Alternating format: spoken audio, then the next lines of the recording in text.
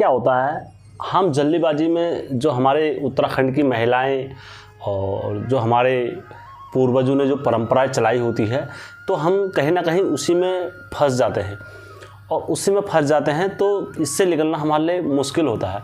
तो हमारी अधिकतर महिलाओं के मन में और जो मानसिकता बचपन से पहले रहती है कि ये मेरे घर से याला देवता आएगा और वो इधर आके भला कर जाएगा और मैं इन देवताओं को क्यों मानूं और इसको क्यों मानूं, ये बहुत सारी महिलाओं के मन में विचार होता है और बहुत सारी महिला इस कंडीशन के चलते हुए उनके घर टूट जाते हैं और बहुत सारी चीज़ें ऐसे नुकसान होते हैं। तो मेरा जो आज का वीडियो और टॉपिक रहेगा वो इसी पर रहेगा। मैं दरअसल अपने बीच वार्तालाप हुई बहुत सारी महिलाओं के वार्तालाप भी इसमें रखूँगा और उसके बाद दोस्तों आपके बीच में मैं हालांकि किसी महिला का नाम वगैरह इसमें नहीं खोलूँगा, सिर्फ वार्ता खोलूँगा हमारे बीच में। आगे बढ़ने से पहले आज की मेरा चैनल का इंट्रो। उत्तराखंड घूमू लो क्या टिहरी क्या मुनशारी, उत्तराखंड घूमू लो क्या टिहरी क्या मुनशारी। हाचू हम पहाड़ी नीचू। हर हर महादेव, जय वीरकारा बजरंगी। आप सभी के ऊपर महादेव की कृपा और बजरंग बली का आशीर्वाद हमेशा रहनी चाहिए। दोस्तों मैं इधर उधर की बातें ना करते हुए सीधा कहानी के टॉपिक में चलता हूँ और बीच बीच में मैं जो मेरे भाइयों लोगों ने मुझसे प्रश्न पूछे हैं मैं इसी में उत्तर भी दे दूंगा उनका, ठीक है। दोस्तों जो मेरी आज की कहानी है ये दरअसल किसी एक पर निर्धारित नहीं है। ये हमारी उत्तराखंड की जो प्रत्येक महिलाओं के मन में और प्रत्येक लोगों के घर घर में ये कहानी चल रही है। ये मेरा उस पर आप लोगों का एक समाधान मैंने आप लोगों को मेरी तरफ से बताने का प्रयास है। बाकी आप समझो या ना समझो उस चीज़ को, वो आपकी मर्जी है। हमारे उत्तराखंड में एक ऐसी चीज़ है कि जो हमारी माताएं और बहनें जो होती हैं वो बड़ी भावुक होती हैं। कोई भी उनके सामने थोड़ा सा रो जाता है तो वो समझते हैं शायद यार इसका ही सबसे बड़ा दुख है और वो उससे भावुक हो जाते हैं। और जब एक प्रकार जब हमारी माताएं बहनें जब किसी पर भावुक हो जाती हैं तो फिर चाहे कोई भी आ जाए हमारी महिलाएं उसका साथ हमेशा देती है। प्रश्न नंबर 1 मैं आपको सीधा इसका उदाहरण भी देता हूँ। जब कोई पति पत्नी की आपस में लड़ाई होती है और यदि उसका पति उसे मार रहा होता है तो अगर दूसरी महिला अगर बगल में खड़ी होगी तो उस महिला से उस महिला का दुख नहीं देखा जाएगा। भले आदमी एक बार के देख के कह देगा यार अरे यार मुझे क्या पढ़ना फालतू मामले से मुझे नहीं करना, लेकिन एक औरत वो भावुक कहेगी यार ये कैसा आदमी है, कैसा आदमी, तो उसके साथ भले कुछ भी हो महिला भिड़ने को तैयार रहेगी दूसरी वाली। तो ऐसी हमारी महिलाएं होती हैं, उनका दिल ऐसा होता है। तो दोस्तों जब हमारे पहाड़ों में एक परंपरा है या रिवाज है जो भी है इस चीज़ को, जब हमारे पहाड़ों में बोलते हैं जब महिलाओं की शादी होती है तो उस टाइम पर 2-3 चीज़ें बड़ी कहावत से रखी जाती है। एक जैसे कि जो महिला होती है उनका धमेला खोल के नहीं भेजते, मतलब बाल उनके खोल के नहीं रखते हैं क्योंकि बोलते हैं धमेले आ जाएंगे। और कई मतलब जो जाते हैं सुखी रहते हैं महिला लड़कियाँ तो जो रोती हैं तो उनके साथ उनके वहाँ का जो भूमिया होता है वो हर जगह का होता है, तो भूमिया चले जाता है लड़कियों की रक्षा करने के लिए, मदद करने के लिए उनके साथ चले जाता है। अब जब वो चले जाता है तो लड़की पे थोड़ा असर वगैरह वहाँ दिखाने लग जाता है, जो भी असर वगैरह जो भी होता है।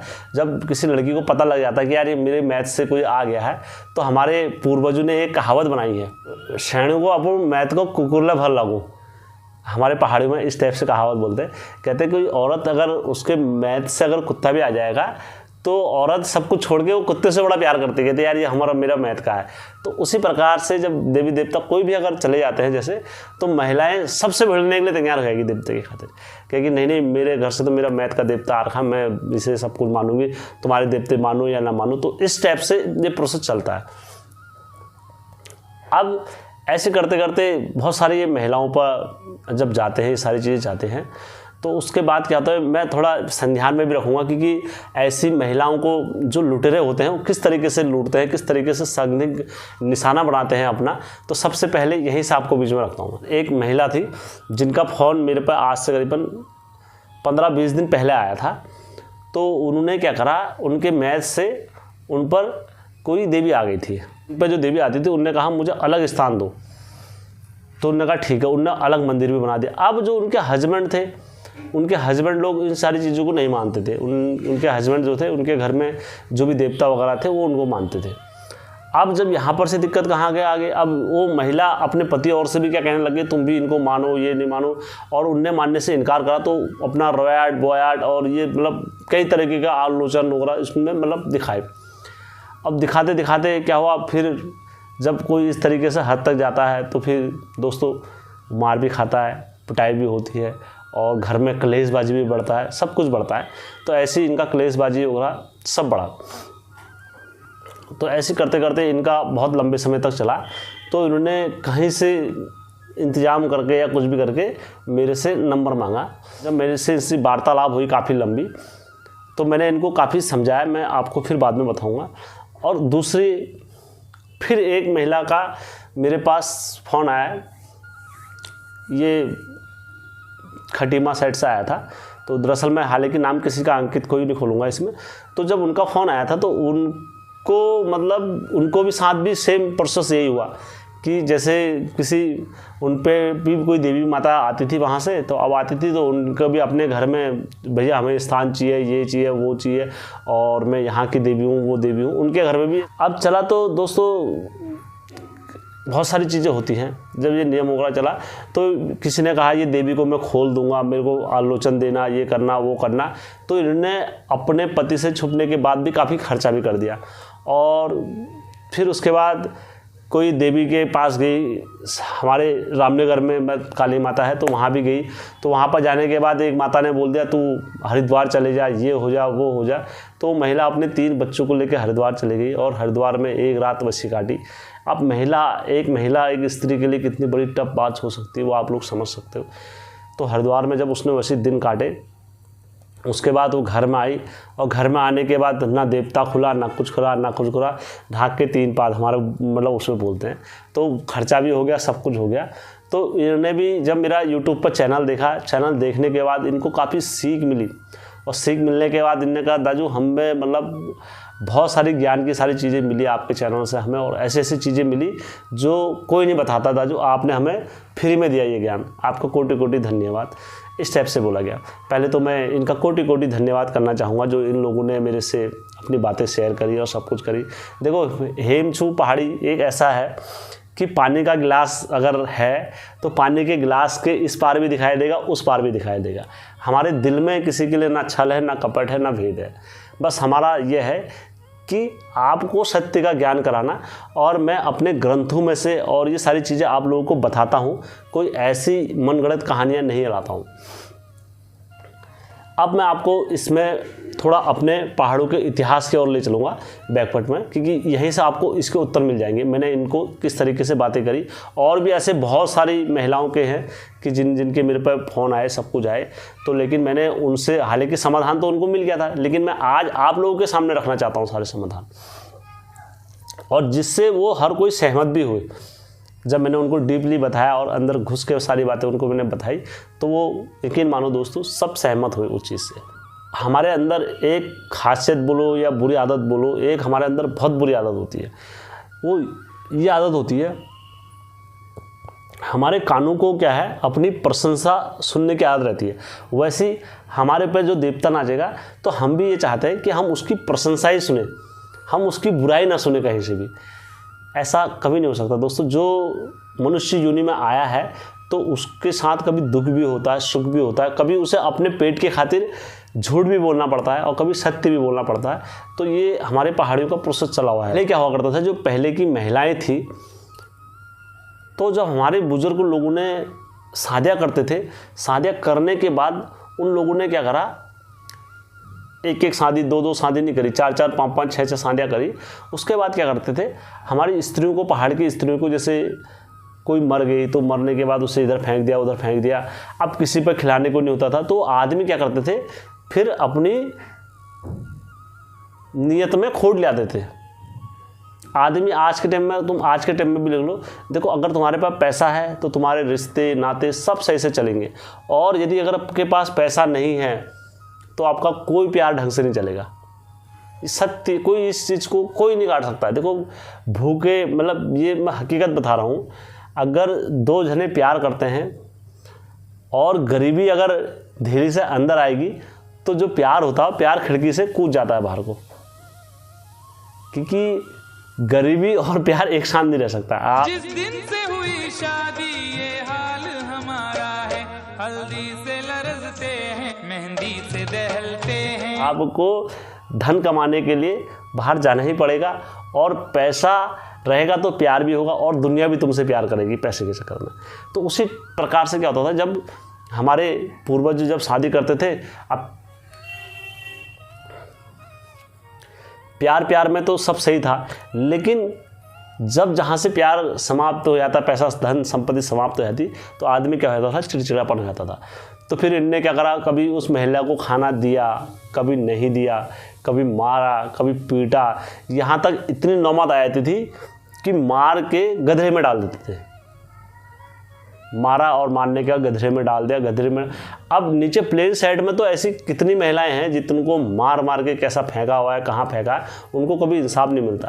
क्योंकि हमारी उत्तराखंड क्या है, देवभूमि है, यहाँ पर हर हमेशा इंसाफ मिलता है, चाहे कोई भी हो। उत्तराखंड में आके एक बार गुहार लगा दो तो आपको इंसाफ आज नहीं मिलेगा, 5 साल बाद नहीं मिलेगा, 10 साल बाद ज़रूर इंसाफ मिलेगा आपको। ये हमारी उत्तराखंड देवभूमि की ताकत है और शक्ति है। तो यहाँ पर क्या हो रहा था दोस्तों, यही प्रोसेस चल रहा था। अब इन महिलाओं ने क्या करा, जब इनके पास इतना अत्याचार हुए, दुराचार हुए, कितनों को खाना नहीं दिया, कितनों को मारा, कितनों को पीटा, ये करने के बाद जब इनके आंस लगते थे तो इनके आंसू कहाँ लगते थे, देवतों को बुलाते थे भैया, और तब जाके इनके घर से मैथ से देवते आते थे और तब इनकी रक्षा करते थे। उस टाइम पर आदमी जो मैथ वाले भी हुआ करते थे, गरीब हुआ करते थे, और वो भी इतने पावरफुल नहीं हुआ करते थे कि वो वहाँ जाके वो लड़की की मदद कर दे, क्योंकि लड़कियाँ इतनी दूर दूर ब्याह देते थे, कहते थे अब हमारी तरफ से डोली उड़ गई है तो अब तेरी भैया मौत हो या कुछ भी हो, हमें इससे मतलब नहीं होता। पहले की बातें बता रहा हूँ मैं। तो उस वक्त ये लड़कियाँ जब देवते को अपने पुकारती थी, तब वो देवता क्या जाते थे, रक्षा के लिए आते थे। चाहे वो गगनाथ जो हो गए, चाहे वो गोलजू हो गए, चाहे वो शैम जो हो गए, चाहे वो हरजू हो गए, फिर चाहे वो नरसिंह देवता हो गए, और लगाई पगाई भैरव हो गए, तो चाहे कितने भी देवता हो गए, तो ये लगवाई में गए इस टाइप से लड़कियों पर रक्षा करने के लिए गए, और इनके उससे बहुत सारी लड़कियों को इंसाफ भी मिला, और हमारी उत्तराखंड की कई बहनों को हमारा इंसाफ मिला, और इंसाफ ऐसा मिला, तत्काल मिला।